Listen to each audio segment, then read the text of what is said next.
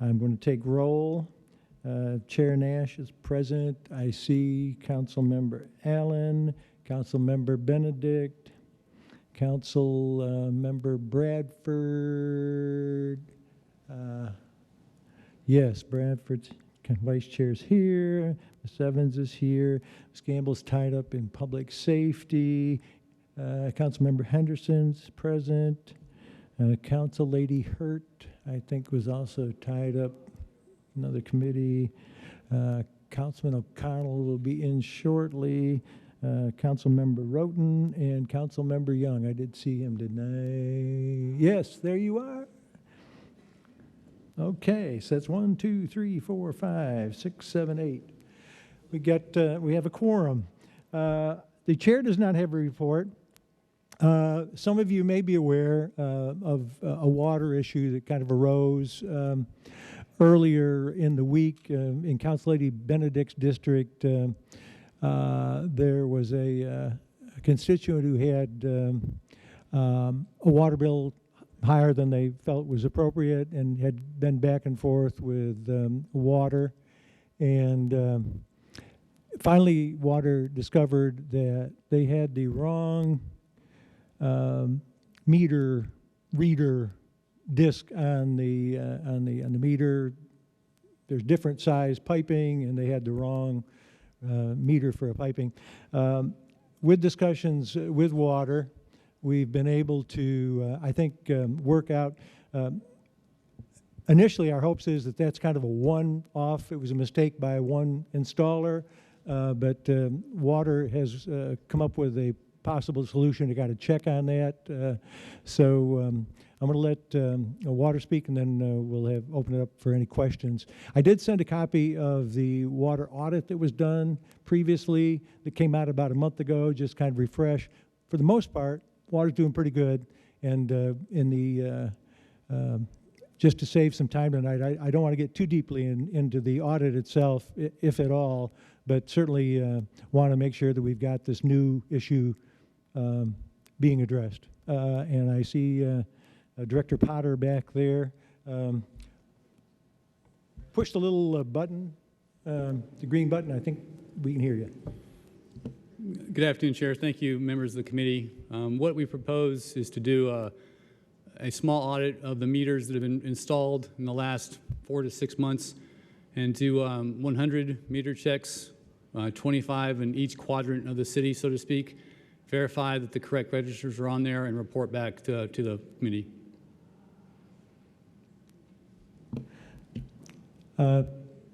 Thank you, Director. Again, these are going to be picked at random too, right? Yes, sir. Yeah. So any questions about that particular incident or anything particular to water?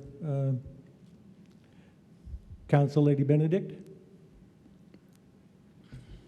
Thank you, Chair, and thank you also for bringing this to the attention of the committee. I do have some additional questions, but I'd rather submit those in writing and get those to you. Chair, I think it's important that I appreciate what Metro Water Services, what the director's response is, and that additional checks will be done. But I do think that there's some additional opportunities that I'd like to see us implement to make sure that the audit includes all of the opportunities that will ensure Metro Water Services customers are getting accurate readings and accurate billings.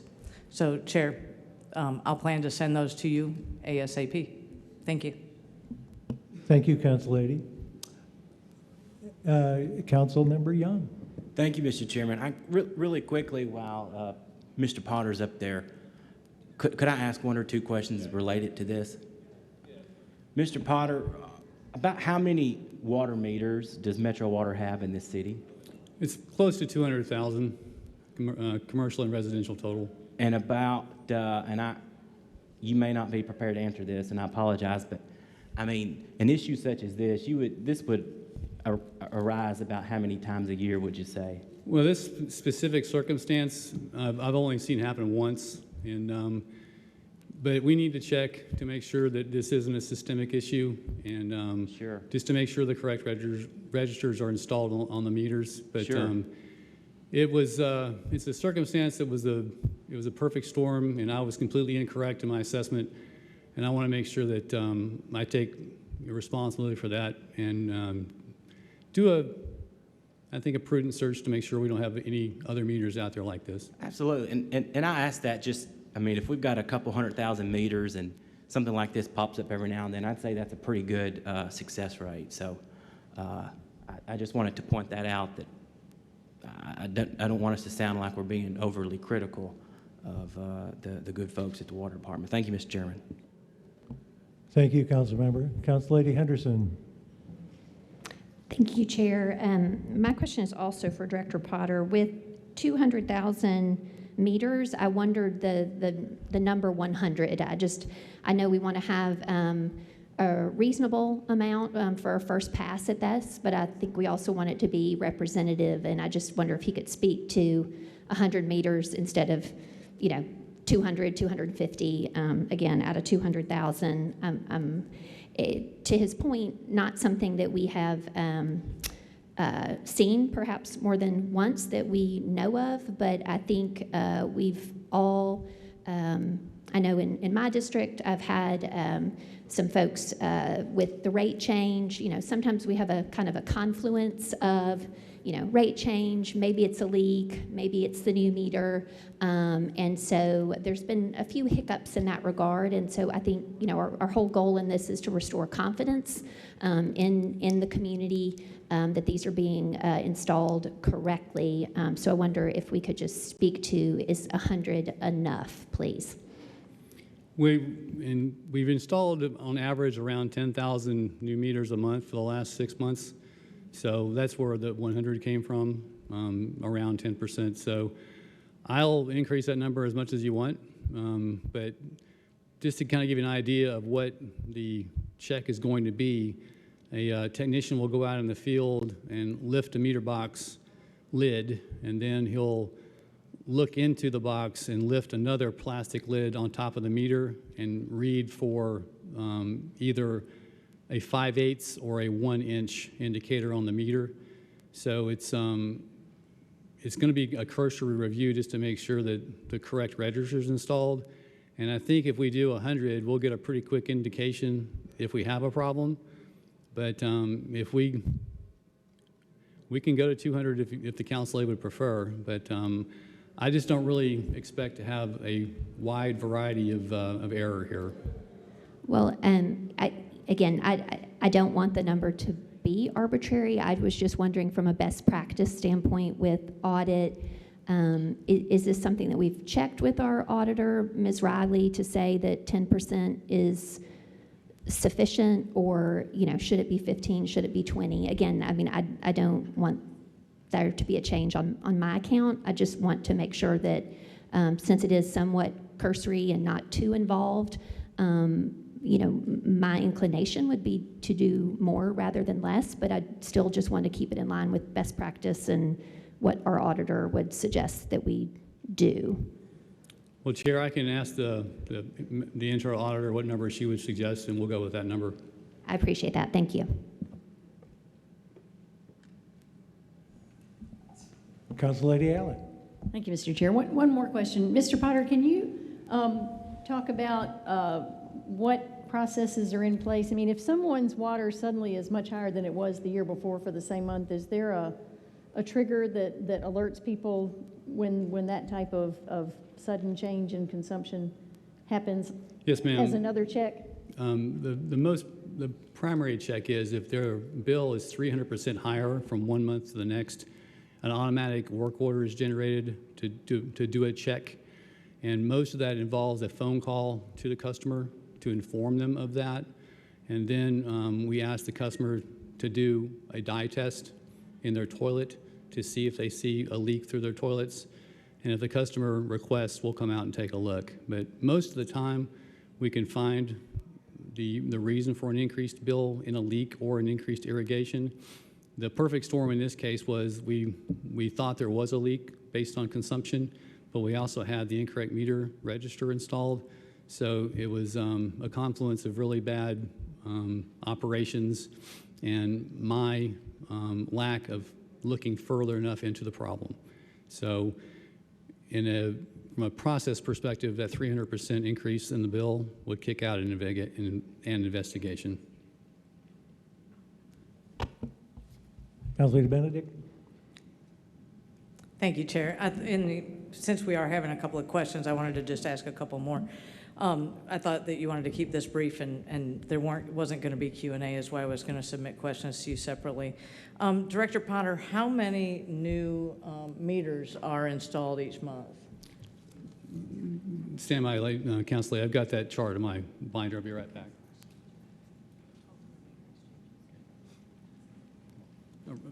On average, 1,200 per month. Thank you. And is there any type of I know that you're talking about going back and looking at 25 or, whatever the number ends up being. Is there any type of a quality control process in place today to go out and randomly check those by a supervisor or somebody who is not the person who installed them, perhaps maybe 10% or even 5%? There's not, Councilor, because what would happen in that case is we'd send a second truck out to lift that lid and to look and lift the cover on the register. And with the process in place to have the 300% increase, I don't think that's a good use of that person's time to drive out currently to look at it. So what I was looking at, if we see the prevalence of this problem doing the audit they're proposing, then perhaps we'll install that. But I want to establish that we have a chronic issue before we commit to have that second person go out and do that check, because we do have the process in place for the 300% increase in billing. But if we do find a problem with this audit that's being proposed, then we will instigate that product quality control check. I appreciate that, and I will say that one of the results of the audit that was conducted is that there is a need for additional customer service, and there's no doubt that your team at Metro Water Services does great work. Mistakes do happen. My challenge becomes when a mistake does happen, how is that handled? And what can we do to prevent those mistakes, which is where I think we have some opportunities with quality control to make sure. But I certainly want to make sure that your employees understand that I know they're out there doing good work every day. I just think that there should be a system to make sure that someone's coming behind should there be an issue, so that a customer doesn't go through problem after problem, call after call with the same result and having multiple plumbers come out. I will say that where this came from, there were many other people who described a similar issue. So certainly, social media is, potentially people getting mixed up. It's not always the best source of information. We want to get to the real details. However, when we're hearing things that people have had excessive bills that are not just rate changes, to me, that is worthy of at least a discussion and, if necessary, a further investigation. So I appreciate the work that you're doing there.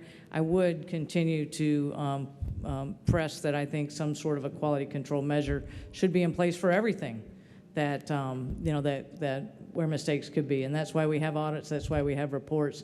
And I do think that something of this nature should also be included in any future audits that we ask for. Thank you so much, Chair. Thank you, Director Potter. Yes, ma'am. Thank you, Councilmember, and thank you, Director Potter. Thank you, Chair. We're grateful. Okay, back to the agenda. 1, 2, 3, 4, 5, 6, 7, 8, 9, 10, 11. I think we have 11 people here. I've seen Council Lady Hurt and Councilmember Hall and Councilmember O'Connell. We got a full squad here. 1, 2, 3, 12 folks. Okay, on to the consent agenda. On page 2, beginning on page 2, Resolution RS 2021-974, Toombs, Nash, and others, approves an agreement between CSX Transportation and Metro Public Works for payment to CSXT for costs incurred due to maintenance and repairs of 4 bridges over CSXT, 1 Jefferson Street, Hamilton Avenue, Eastland Avenue, and 4 Sidco Drive. Resolution RS 2021-975, Nash and O'Connell, approves amendment to a grant agreement between the Tennessee Department of Transportation and Metro Public Works to extend the term of the Nashville Complete Trips Transportation Demand Management Program. Resolution 2021-977, Pulley Murphy and Nash acquires permanent and temporary easements by condemnation for 6 properties located on Ackerman Court and Gray Bar Lane to complete the Ackerman Court Stormwater Improvement Project. Starting on page 3, bills on second reading. Bottom of the page, BL 2021-728, Rutherford Murphy Nash O'Connell renames a portion of Blake Drive from Sunnywood Drive to the dead end of Sweet Oak Court. On page 4, Bill 2021-740, Toombs, Rutherford, Murphy, and Nash, creates the position of Transportation Chief Engineer Assistant Director, Transportation Director, Planning Deputy Executive Director, Safety Administrator, and Veterans Service Supervisor. BL 2021-745, Bradford, Murphy, Nash, O'Connell, and Benedict renames a portion of McGavick Pike to Aerospace Way from Murfreesboro Pike to a dead end. Bill number 2021-746, Taylor, Murphy, and Nash abandons an existing fire hydrant assembly and easement to accept a new fire hydrant assembly and easement for the property located at 2000 Church Street.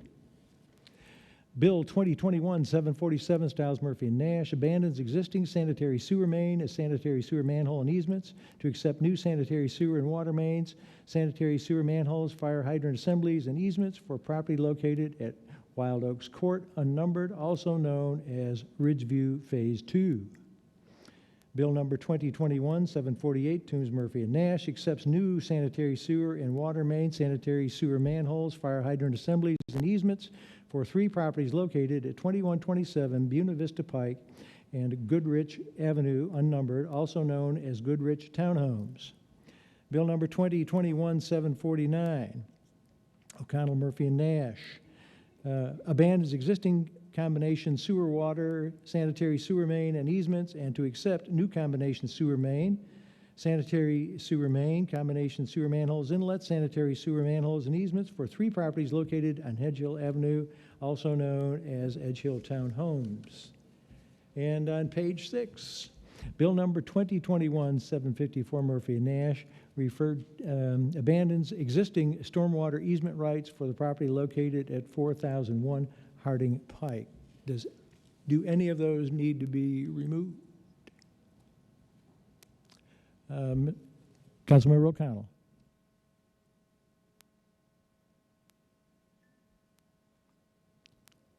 There we go. Mr. Chair, thank you. I was going to see, did you have RS 2021-974 on consent? Yes, I did. Can we pull that one, please? Sure. Thank you. That's all I've got. Okay. Anybody else? Going once, going twice. Chair Nash? Yes. Here, sorry, sir, at the back. Yes. Council Lady Henderson? Could you pull BL 740 and RS 975 just for 2 brief questions, please, sir? 740 bill and 975 resolution. And 975. Yes, sir. Thank you. Resolution.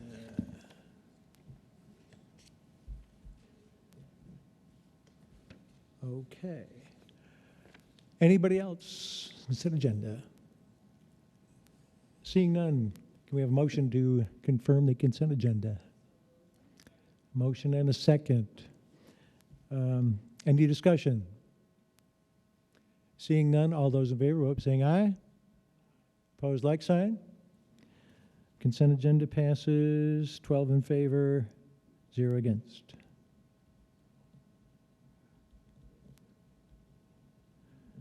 Okay, starting on page 1, bill number 2021-744 by Hall approves the plans for solid waste processing facility to be located at 4601 Ashland City Highway, Nashville, Tennessee. Councilmember Hall, you're recognized.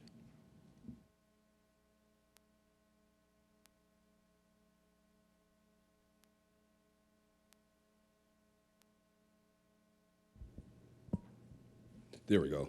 Chair, that application was withdrawn.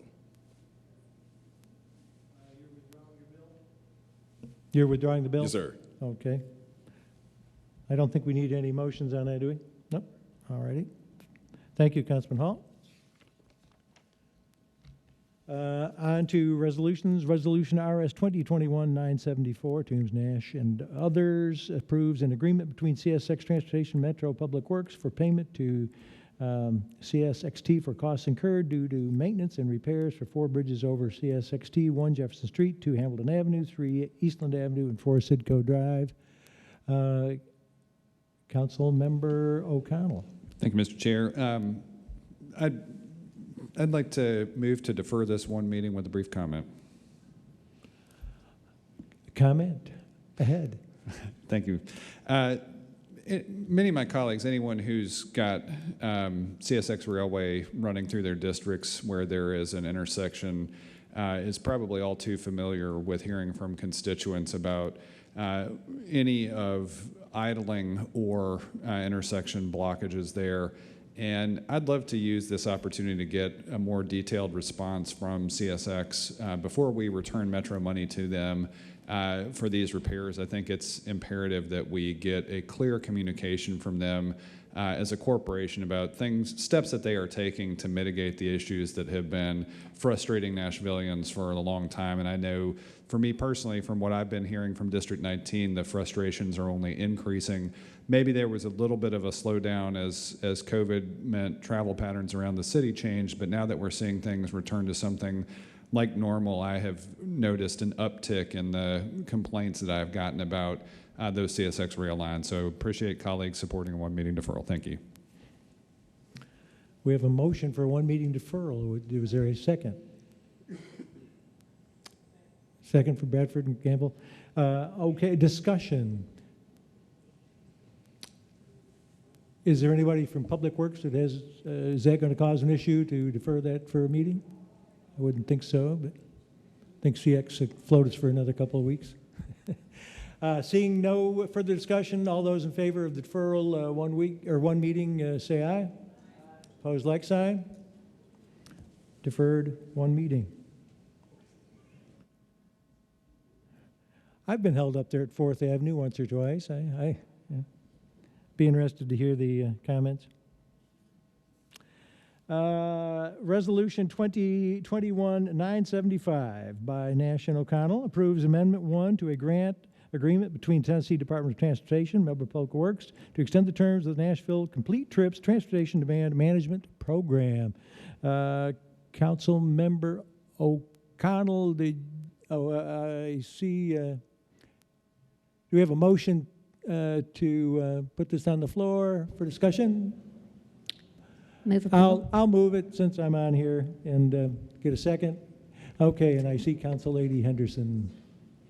You're recognized. Thank you, Chair Nash. I just had a question for staff about the term of the agreement, and this is what I think is a really important program that does not get much attention, that has been kind of housed at planning and not really been fully staffed through various transitions, and now with our transition to the DOT. So I was hoping that staff could just speak to transportation demand management and the number of positions that will be devoted to that. Are they being hired for at this time? And what are the full terms of this agreement, please?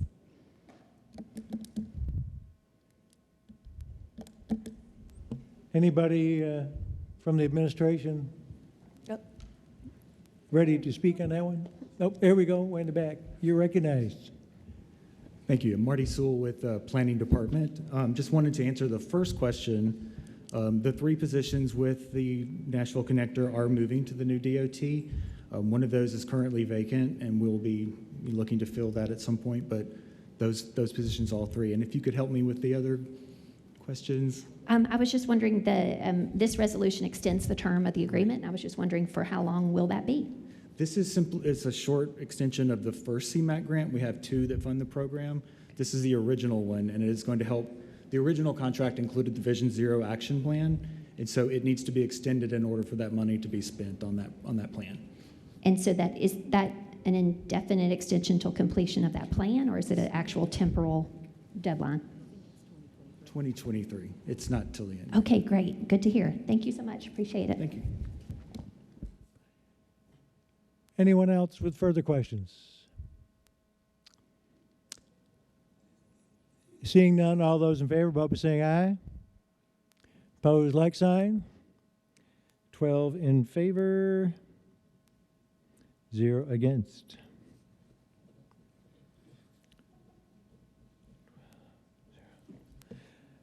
Okay.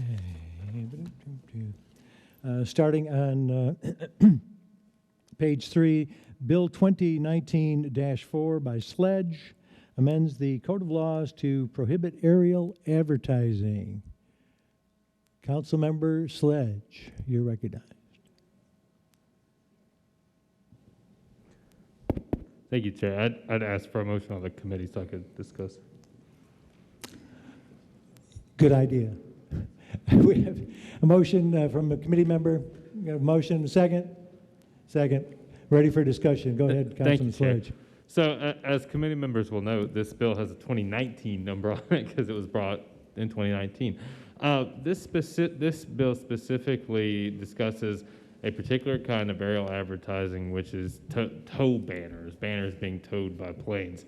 And the reason I brought this up initially is because we were starting to see more of these occurring around the urban core in 2019 before the pandemic. And I had indefinitely deferred this because there was actually legislation, bipartisan legislation in Congress carried by Senator Blackburn and Congressman Cohen that was called the Song Act, because there were music venues and other arenas and venues that were getting concerned about aerial encroachments occurring during their events.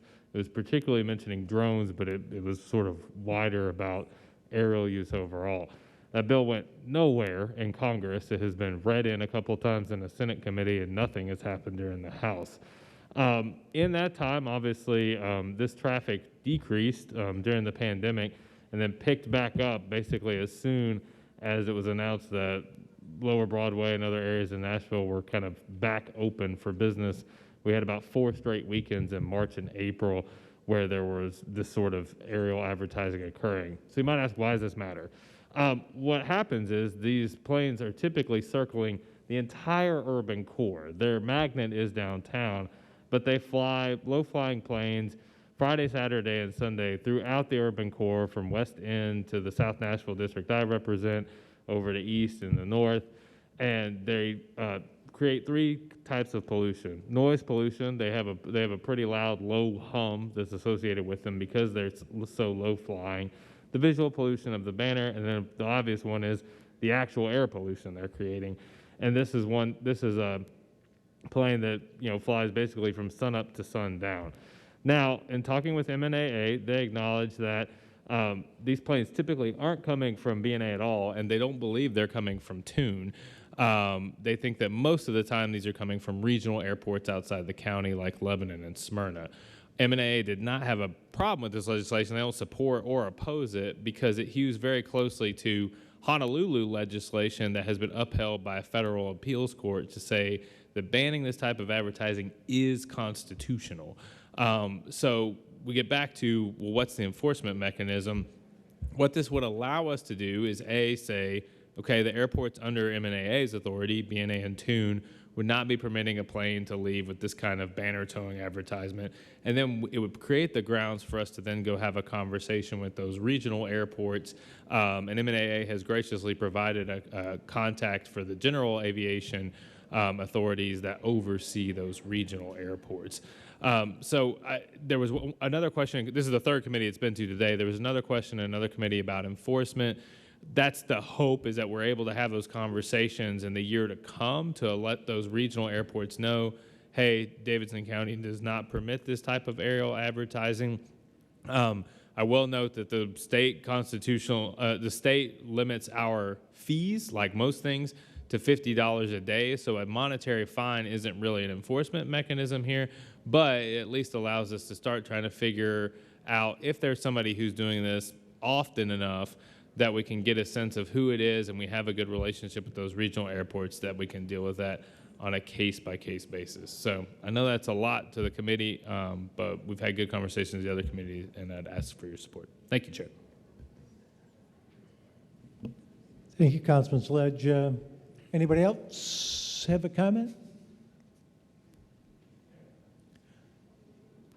No. Chair has kind of one question. I truly, outside of the first time I saw this legislation, I hadn't received a single complaint from anybody about it.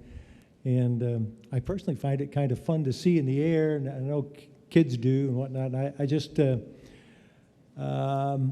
I would like to hear more maybe about, as we go forward, about how serious this issue is, how many are flying, and I just have some concerns in that area. Thank you, Chair. And I can tell you, I've been at my child's daycare when all the kids looked up and pointed at the plane. So I believe that I don't have a constituency there for this in supporting this bill. But I will say, we do have the window now to have that conversation, whereas next year we expect to have CMA Fest back and a lot of these festivals and organizations back, and I imagine perhaps at a larger volume because of the pent-up scheduling. And so what I do believe is that because we have had multiple planes of these in the air at the same time, and I do believe that as we get back to what is normal for us, right, as Nashville, that if we have an event downtown, we have an event at the amphitheater, we have an event at the fairgrounds, we are uniquely a magnet for this kind of activity, and it does have an impact on quality of life.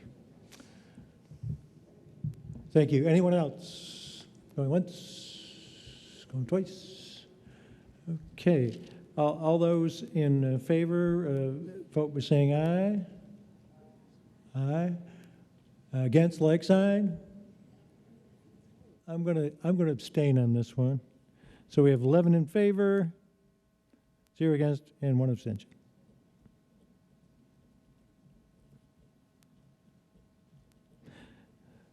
Thank you, Councilman Sledge. Okay, bill number 2021-727, Roberts, Toombs, Murphy, and Nash declares surplus and approves the disposition of a parcel of real property known as 0 American Road. Do we have a motion? We have a motion and a discussion, and then we also have an amendment. Ms. Roberts. Council Lady Roberts. I'm on here. I'll go ahead and offer the amendment for discussion purposes. It's basically housekeeping. It does changes avenue to American Road. Can I have a second on the amendment? Second. Any discussion on the housekeeping part of this amendment? And then we can go to the bill. I know there's some questions about possible housing. Any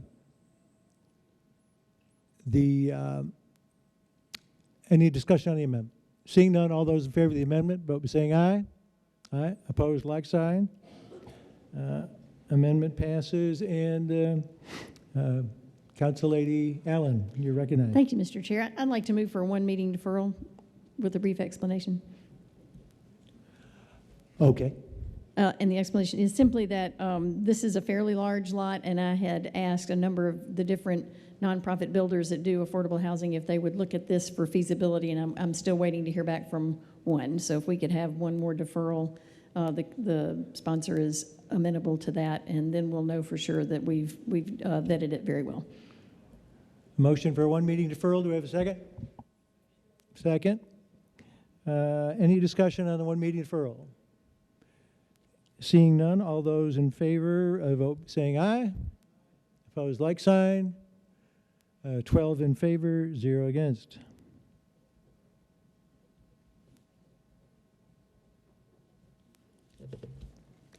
And bill number 2021-740, Toombs, Rutherford, Murphy, and Nash, creates the position of Transportation Chief Engineer, Assistant Director, Transportation Director, Planning, Deputy Executive Director, Safety Administrator, and Veterans Service Supervisor by Toombs. Council Lady, let's see, do we have somebody on the committee who want to move this? We have a motion. Vice Bradford, second. I'll Second. Second. Thank you, Council Lady Henderson. And questions? Council Lady Toombs, did you want to start this off? And we have a question from Council Lady Henderson. It's the bill number 740, creating the positions in the Transportation Department.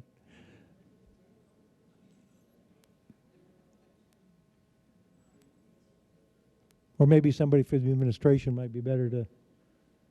Yeah, Chair, I was just going to say, I'll leave it to the administration or Director Cooper Yeah, to all righty. explain. Director Cooper, you want to kind of explain this bill for us?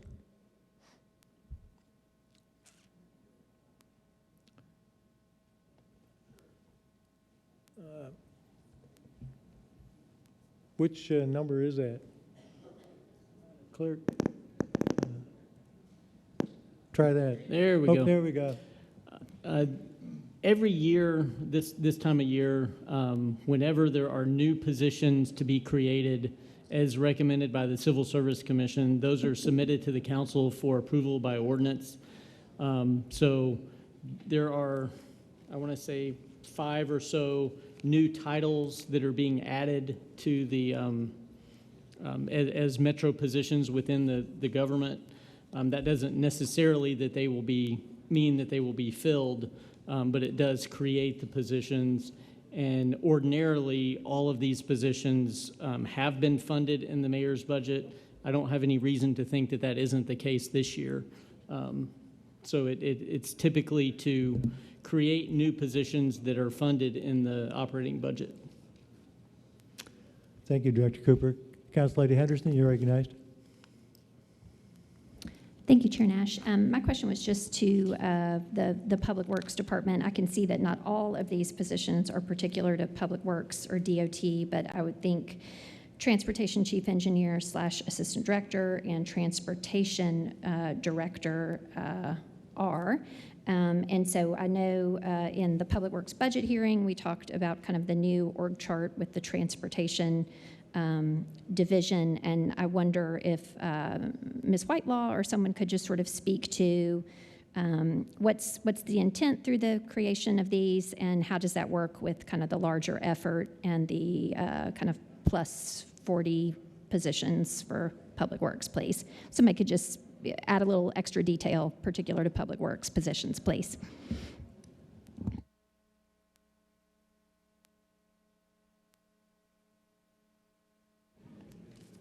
Chair, may I be Director recognized? Whitelaw, you're recognized. Thank you. Yes, there are 2 positions for the DOT. Those are actually vacancies and positions that we currently have. I'm actually filling one as an interim right now, and then there is a vacancy for an assistant director, chief engineer.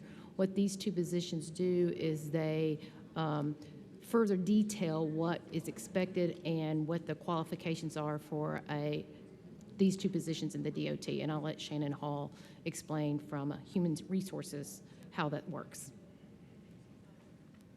Thank you. This was actually at our recommendation. As Director Cooper outlined, this is an ordinary and customary component that usually tracks with the budget every single year as we create positions. I think last year there were 2 that were created. That there have been some years, maybe some years there have been none, but I've seen as many as maybe 17 we've created in a year. It doesn't necessarily abolish the old positions, but we felt like it was necessary as we were launching the transition to be more genuine in our efforts about what this position is going to do, and we felt like the current job descriptions for Public Works Director didn't quite get the entire scope. And we want to make sure we're very genuine. We use this is the framework and the basis for our job postings and fillings. So it was actually at HR's recommendation that we create these 2 positions to make sure. But the other ones haven't been abolished. They are there if we need them. And as Director Cooper had noted, just because they're created doesn't mean they have to be filled. Should this obviously advance, I believe that's the intent, but and that's the case for all the positions. Okay, I appreciate that. And Chair, just by way of follow-up question, I guess I was maybe somewhat surprised that there were only kind of 2 new positions based on kind of all the changes that we were going through. And so I wonder, Ms. Hall or Ms. Whitelaw, if you can just sort of speak to, Ms. Hall, you spoke to kind of a level of intention of looking at kind of not necessarily categorizing, but so it's more clear through the title and the job description what these roles do. I think we've seen kind of through pre-evolution and some of the struggles that Public Works has had being understaffed, that we have kind of shifted people around in various ways just to kind of make do, so to speak. And so I wonder, Ms. Hall, could you speak to your work with Ms. Whitelaw and Ms. DeMassimo in looking at those kind of 42 positions? Again, just sort of the surprise around that there's only creation of 2 new. Are we just keeping some more general, recognizing that their roles are still kind of in evolution and we don't want to over-describe those roles? Or can you kind of speak to that nuance maybe a little bit? Absolutely. That's actually a great question. These 2 positions we knew were necessary to really stand up and start the transition. But to your point, I think part of this evolution is that we're going to be growing into a new department for the first time. So it's absolutely our intention as we move as a new department to look at all the remaining civil service classifications. And to the extent we need to either reclassify or create new classes within that, many of the classifications that are in Public Works are also shared classifications with other departments. This may beg something different. But what we wanted to do is grow into that. So expect us to bring in next year's, if not sooner, a transition. But part of this also is speaking to the commitment of making sure that those employees that are remaining in the Department of Transportation, there's still a commitment that while there is a transition, they're still essentially doing the things they were doing. So this is part of a thoughtful transition, but do expect the balance of us and for us to create or tweak positions or even create new ones that they would simply lateral over to or adjust as we need to. So expect the balance of that coming in the next year. I appreciate that clarification. Thank you so much. Thank you, Ms. Hall, Ms. Whitelaw, and Councilmember Henderson. Anybody other questions? Seeing none. All those in favor of 740, vote by saying aye. Opposed, like sign. 12 in favor, 0 against. And we have Chairman O'Connell for traffic and parking.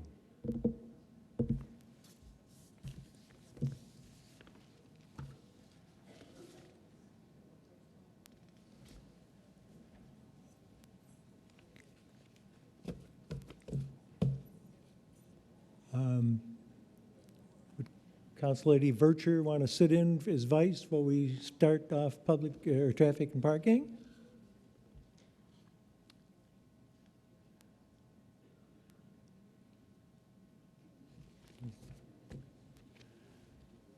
Councilmember O'Connell.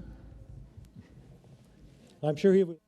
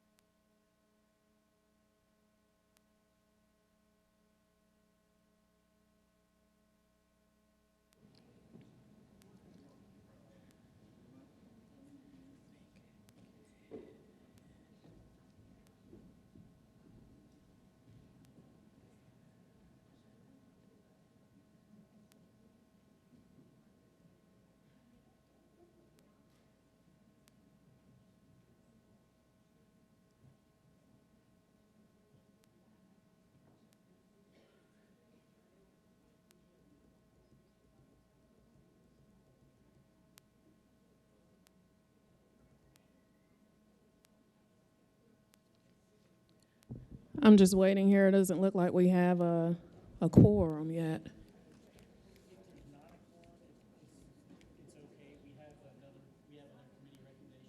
Okay. Okay. Thank you, Director Cooper. So we'll begin. I'll go ahead and call to order. Today is Tuesday, June 1st, 2021. This is the Traffic, Parking, and Transportation Committee. On our agenda today is brief. We have 3 items to consider. And I'll begin. We'll start with RS 2021-975, sponsors Nash and O'Connell. It approves an Amendment 1 to a grant agreement between the Tennessee Department of Transportation and Metro Public Works to extend the term of the Nashville Complete Trips Transportation Demand Management Program. Is there a motion? It's been moved, and I believe I heard a second, properly seconded. All in favor? See none opposed. Resolution is recommended. Now we are on bills on second reading, and that is BL 2021-728, sponsors Rutherford, Murphy, Nash, and O'Connell. It renames a portion of Blake Drive from Sunnywood Drive to dead end to Sweet Oak Court. Is there a motion? It's been moved and properly seconded. Any discussion? Seeing none, all in favor? Opposed? Hearing none, bill is recommended. We're on BL 2021-745, sponsors Bradford, Murphy, Nash, O'Connell, and Benedict. We do have a letter to approve from Councilman Bradford. Renames a portion of McGavick Pike to Aerospace Way from Murfreesboro Pike to a dead end. Is there a motion? It's been moved and properly seconded. Any discussion? Seeing none, all in favor? Opposed? Hearing none, bill is recommended. Thank you, committee members. That concludes the Traffic and Parking and Transportation Committee.